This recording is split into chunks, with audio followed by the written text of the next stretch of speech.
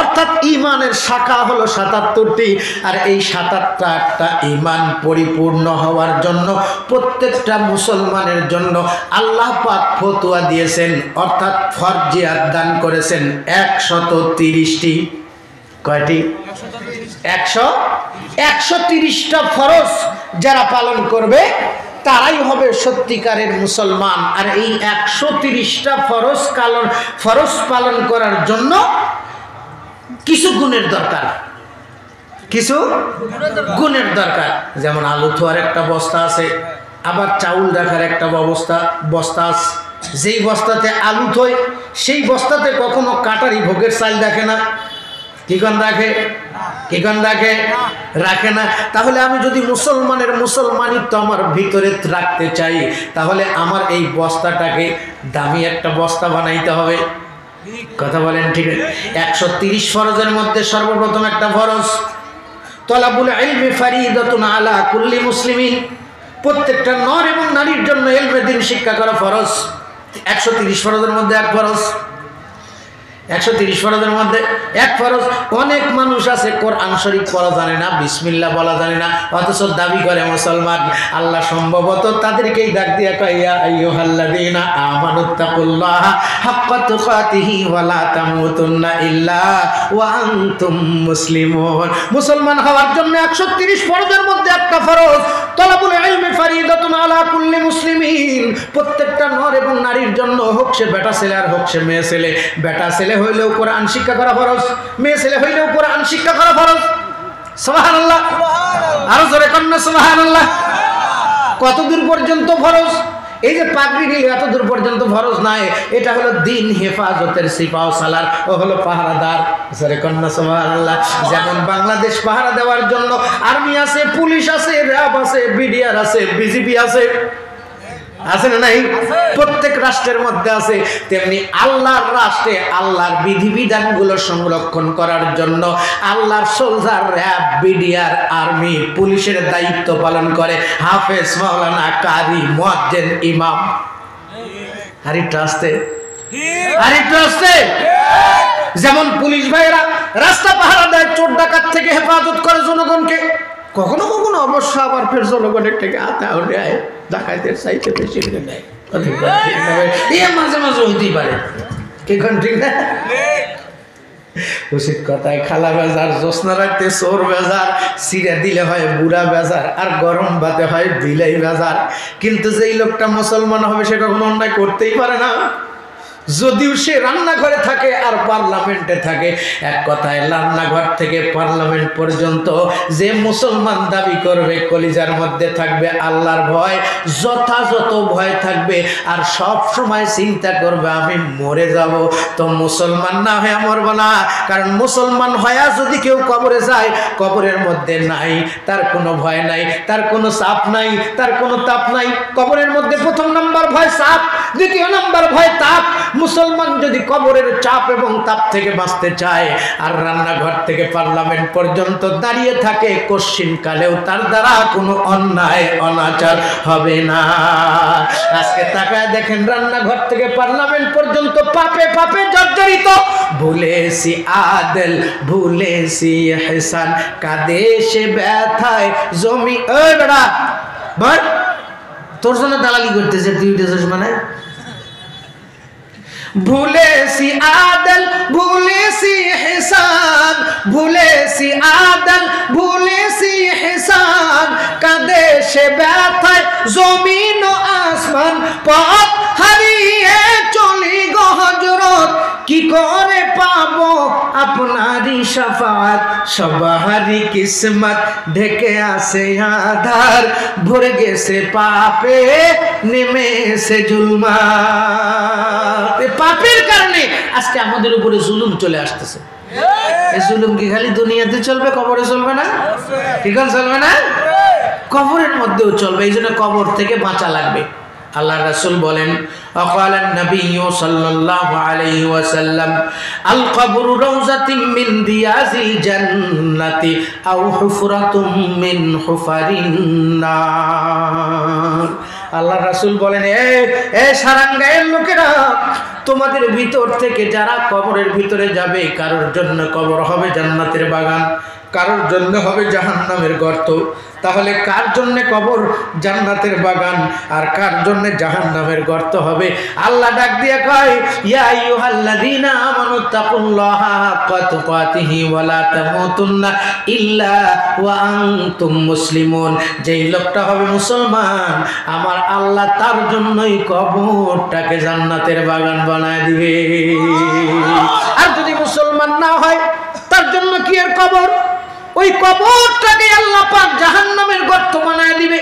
ডান দিকের মাটি আর বাম দিকের মাটি এমন ভাবে চাপ দিবে, আল্লাহর পয়গম্বর দুইটা হাতের আঙ্গুলিকে একটার ভিতরে আর একটার ভিতরে ঢুকা দিয়ে নবীর চোখ দিয়ে দরদর করে পানি সাইডে দিয়ে ডাক দিয়ে কয়, উম্মত, কবরের চাপ হবে এমন ভয়াবহ, মানুষের ডান পাজরের হাড় আর বাম পাজরের হাড় কবরের মাটি চাপা দুই দিক দিয়ে ঢুকা দিবে।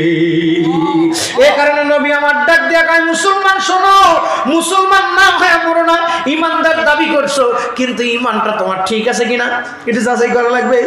তোমার ইমানের ঘরে আগুন, ইমানের ঘরে যে চোর ঢুকেছে, ইমানের সব মালামাল চুরি করে নিয়ে গেছে, এখন তুমি ইমানদার শুধু ফাকিরুল আর ফুকারুল। কথা ঠিক না? ইমানদারের 130 ফরজের মধ্যে 30টা রোজা, 30 ফরজ। অনেক মানুষ মুসলমান দাবি করে কিন্তু একক তো নামাজ পড়ে না। আল্লাহ রাসূল বলছেন, যেই লোকটা নামাজ পড়ে সে ইমানদার, আর যে নামাজ পড়ে না সে বেঈমান অর্থাৎ কাফের। যেই লোকটা রোজা রাখলো সে ইমানদার, আর যেই লোকটা রোজা রাখলো না সে হইল কাফের। অথচ দেখবেন অনেক মানুষ রোজা রাখে নাই, হোটেল আর সালা দিয়ে প্রথম দিন থেকে শুরু করছে, চা পান টান যত আছে সব খাইছে, কিন্তু ঈদের 2 দিন আগে খালি চাঁদ ওটা ওটা ভাব, ওর মুখের মধ্যে গান আর শরীরের মধ্যে নতুন পোশাক আর রাস্তার মধ্যে ড্যান্স। অমনরম জানে রই রোজার শেষে এলো খুশির দিন, তুই আপনাকে আজ বিলিয়ে দেশন আসমানি তাগির, দে যাকাত মুর্দা মুসলিমের আজ ভাঙাইতে নীর, বলো ঈদ মুবারক, ঈদ মুবারক, ঈদ মুবারক ঈদ। তুই পড়বি ঈদের নামাজ রে মন সেই সে ঈদগাহে, যে ময়দানে সব গাজী মুসলিম হয়েছে হাজির, তোর দাওয়াত কবুল করবেন হযরত হায় মনে দিন। ওমরম জানে রই রোজার শেষে এলো খুশির দিন। একটা রোজা রাখে নাই, তুই বেঈমান, তুই সিটিং। কথা বলেন ঠিক না বলে? রোজা না রাখলে সে মুসলমান হয় না। কথা বলেন ঠিক না বলে? তুই সিটিং, তুই বাটপার। কষ্ট পাইলেন? हालात मुसलमान देख के अब दिल होने के आंसू रोता है, उम्मत को परेशान देख के अब दिल होने के आंसू रोता है। अपना तो यहाँ कोई यार नहीं, दिलदार नहीं, हम हार नहीं, मुश्किल में फंसी जा देख के अब दिल होने के आंसू रोता है। এই দুনিয়া থেকে চলে যাওয়ার পর কবরে মুশকিল। এই মুশকিলে যেই দিন ফাইসা যাবে আমার মুসলমান ভাই, সেদিন তারা বলবেন মৌলবীরা যদি ঠিকমতো ওয়াজ করতে আমরা ফাঁসতাম না। ঠিক না ভাই? এই জন্য ওয়াজ আল্লাহ ডাক দিয়া কয়, ফাযাক্কির ইন্নামা আনতা মুযাক্কির। আপনি ওয়াজ করেন। কিভাবে ওয়াজ করবে? আল্লাহ ডাক দিয়া আমি যে আয়াত নাজিল করছি, আয়াতের সামনে আপনি ওয়াজ করবেন। আপনার পরে যারা আপনার ওয়ারিস দাবি করবে, মৌলবি ওয়াজ করার দায়িত্ব নেবে, তারাও আপনার মতো সিস্টেম নিয়ে ওয়াজ করবে। কিন্তু আমরা ওয়াজ করি, ওখান থেকে এক ডাল, ওখান থেকে এক খামসা নিয়ে এসে দেই ছেড়ে ভর্তা ভাজি ডাল আর মাছ তরকারি এক জায়গা করে খাই। খাওয়ার পরে আর হজম হয় না, খাইতে গেলে ভাল লাগে না, বেশি খাইলে হজম হয় না। কথা কোন ঠিক না ভাই? এখন হজের অবস্থা হয়েছে এরকম, ওয়াজ শুনতে শুনতে এত খাওয়া খাইছি যে ওয়াজ আর হজম হয় না, এখন বদহজম হয়ে গেছে। কথা কোন ঠিক না ভাই? এই জন্য আমাদের দরকার হলো হাসপাতালে ভর্তি হওয়া, স্যালাইন দেওয়া। এ আল্লাহর পাগল পারা বান্দা বান্দিরা, কেন আল্লাহ পাক বললেন মুসলমান না হয় মইরো না? তাহলে মুসলমান আমাদেরকে হওয়া লাগবে। কারা কারা মুসলমান হতে চাই একটু হাত তুলে দেখাই। নারায়ে তাকবীর। হবো মোরা হবো রে, কি হবে? আরো জোরে, হবো মোরা হবো রে। তাহলে কি গোট কাটা লাগবে? এই সংসার কাটার নাম কি মুসলমান? মুসলিম শব্দের আবিধানিক অর্থ কি বলেন তো? এতদিন ধরে আপনারা মুসলমান, কিন্তু মুসলিম শব্দের অর্থটা কি বলেন তো? শান্তি। শান্তি সাফারদার ভেঙ্গে দিয়ে বাঁকা লোহা সোজা করে কামারা পরেতে পুড়িয়ে, মুসলমানকে মাওলা সোজা করবে কাফনেতে জড়িয়ে। আমাকেও জড়াবে, তোমাকেও জড়াবে। ওই যে পর্দার আড়ালে নারী থাকার কথা বাড়ি, কিন্তু নাই তারা বাড়ি, ঠিক না বাড়ি? খালি বুক খালি কপালের উপর এক নক্তা লাগা হয়ে গেছে। দিনাজপুর শহরে ভটভটি গাড়ি, যতগুলো অটো গাড়ি তার চাইতে বেশি হলো অটো নারী। এই কথা বলেন ঠিক না ভাই? আল্লাহ পুরুষদেরকেও যেমন ডাক দিছেন ইয়া আইয়ুহাল্লাযীনা আমানুত্তাকুল্লাহ, এ মহিলাদেরকেও ডাক দিছে ইয়া আইয়ুহাল্লাযীনা আমানুত্তাকুল্লাহ। হে পুরুষেরা তোমরা আমি আল্লাহকে ভয় করো, হে নারীরা তোমরা আমি আল্লাহকে ভয় করো। খালি পুরুষরা বোধহয় মরে যায়, ওরা বোধহয় মরে না। কত রাজা কত বাদশাহ দুনিয়ার বুকে আইছিল, সব মরে গেছে, মরে যায় নাই? কুজা কারুন, কুজা ফেরাউন, কুজা নমরুদ সোধামার, কুজা শওকতে আলী শাহে, কুজা তখতে সুলাইমান। কত বড় বড় বাদশাহ, कैसे कैसे ताजदारू बादशाह जा चल बसे, वह खजीना बाला खाना शान शौकत क्या हुए, कैसे कैसे खूबसूरत है रानी एक শাহজাদিয়া। তাকায় দেখো না, যে রানী রাত্রিবেলায় শুয়ে থেকে অবধূত পাখির খবর পায়া ডাক দিয়া কয় চিঠি পাঠাইছে যে, তার খবর নাও, সে কেমন রাজা আমি একটু পরীক্ষা করতে চাই। সে রানীও দুনিয়ার জিন্দেগি ছেড়ে চলে গেছে।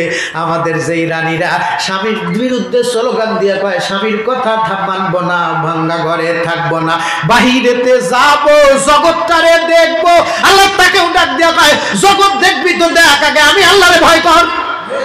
ইয়া আইয়ুহাল্লাযীনা আমানুত্তাকুল্লাহা হাক্কা তুকাতিহি ওয়া লা তামুতুন্না ইল্লা ওয়া আনতুম মুসলিমুন।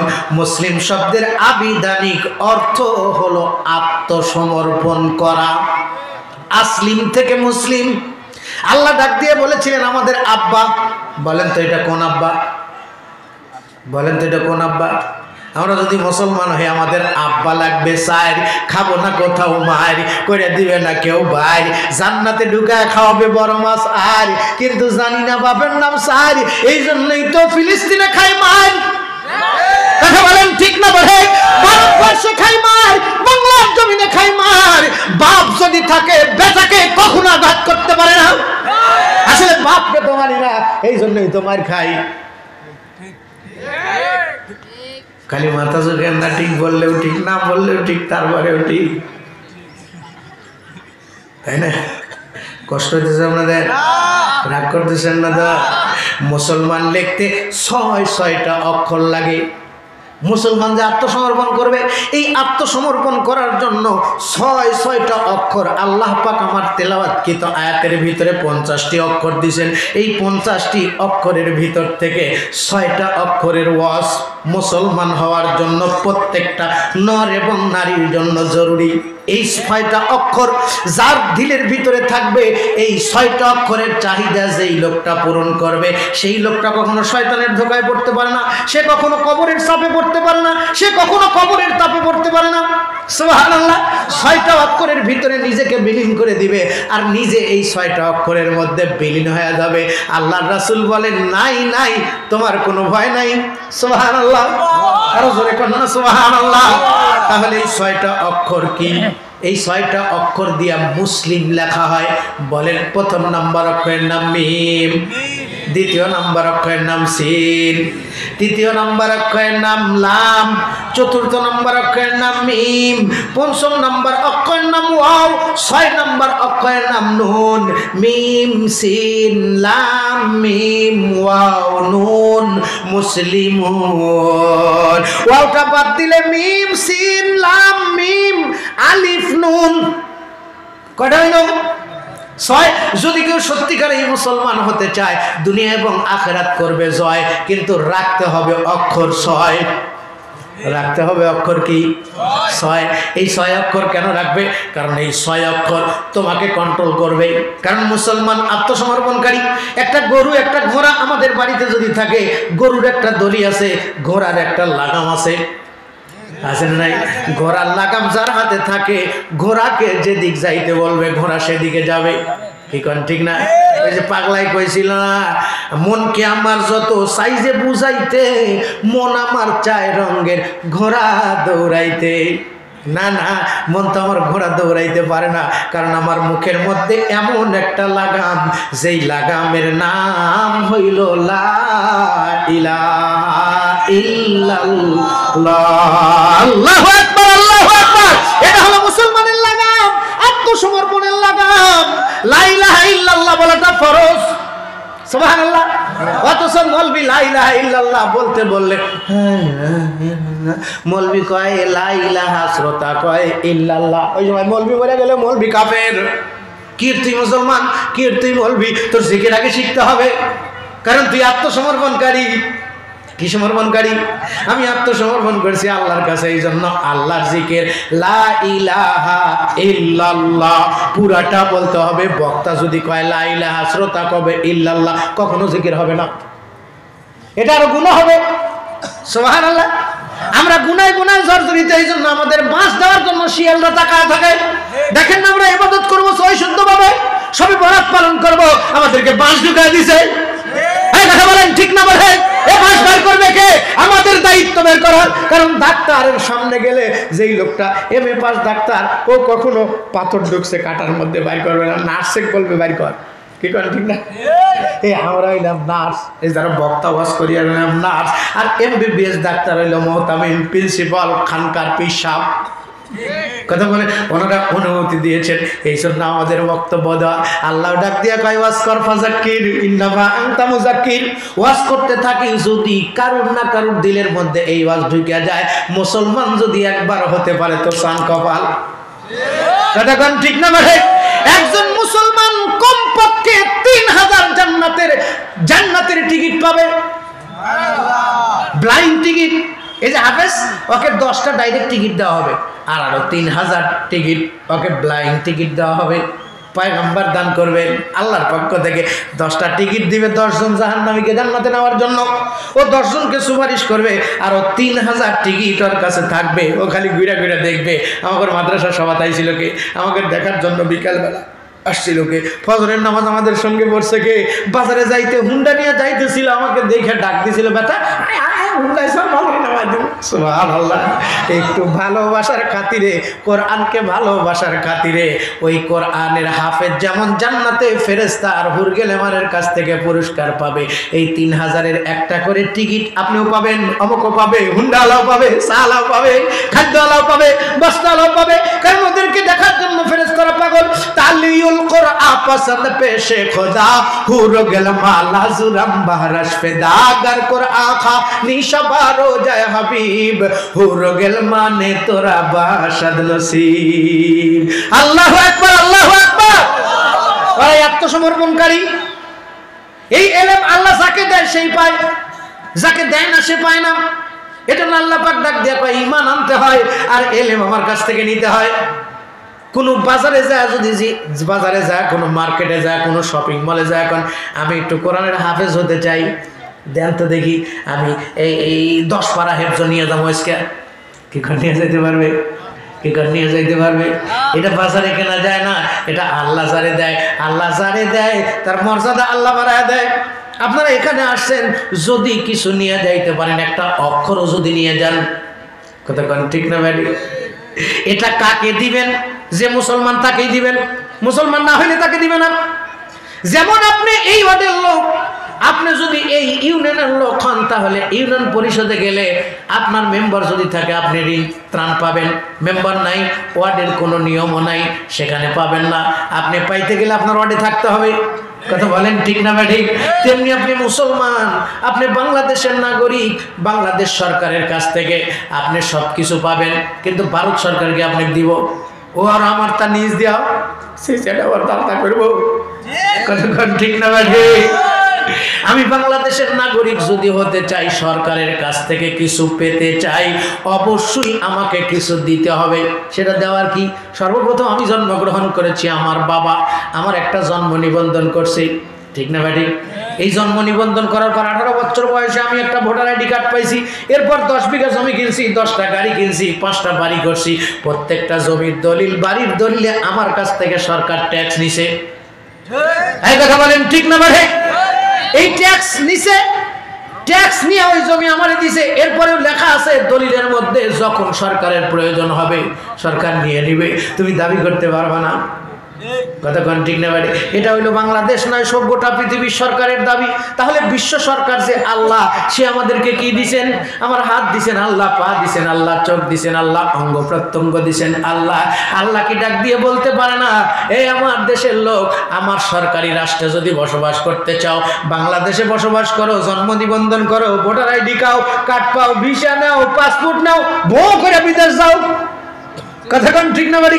ভিসা পাসপোর্ট না থাকলে বিদেশে যাইতে পারো না। ভিসা পাসপোর্ট করতে গেলে ভোটার আইডি কার্ড লাগে, চারিত্রিক সার্টিফিকেট লাগে। আমার উম্মত থেকে আমার বান্দা এবং বান্দি হতে গেলে চারিত্রিক সার্টিফিকেটের নাম হলো আত্মসমর্পণ মুসলিম। এটা হলো চারিত্রিক সার্টিফিকেট। সুবহানাল্লাহ। কারণ মুসলমানের চরিত্র ফুলের মতো পবিত্র, কিন্তু আমাদের সমাজে আমরা মুসলমানরা স্লোগান দেই, অমুক ভাইয়ের চরিত্র ফুলের মতো পবিত্র, ভাত খায় না এক ওয়াক্ত, বোতল মারে 3 ওয়াক্ত। মরে গেলে ডাক দিয়ে কই, ভাই লোকটা কেমন ছিল? কই খুব ভালো। তুই যে ভালো সার্টিফিকেট দিলি, আসলে তো 1 নাম্বার বাটপার চোর। কতক্ষণ ঠিক না ভাই? তুমি যে সাক্ষী দিলা, কখনো কখনো আসামি খালাস পায়, সাক্ষীদাতার ফাঁসি হয়।